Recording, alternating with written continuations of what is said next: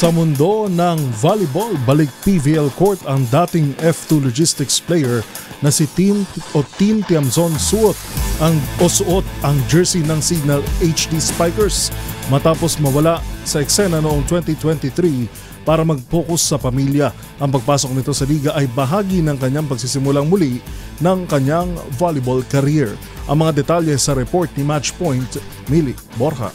Matapos ang mahigit 2 taon na pagkawala sa aksyon, muling magsusuot ng sapatos sa Taraflex si Team Tiamzon sa pagbabalik niya sa Premier Volleyball League. Opisyal nang sumali si Tiamzon sa Underman Signal HD Spikers bilang bahagi ng kanilang pag-rebuild sa pagpapatuloy ng PVL season. Huli siyang naglaro para sa nawalang kupo ng F2 Logistics Cargo Movers bago siya mag-hiatus noong 2023 upang magbigay panahon sa kanyang pamilya sa Canada. Ayon kay Tiamzon, ang pagpasok niya sa Signal ay aligned sa kanyang hangaring pagsimulang muli sa kanyang volleyball career. Ang paglipat niya sa Signal ay nagbigay rin ng pagkakataong mag-reunion sila ng dating DLSU Lady Spikers na si Don Macandili Katindig.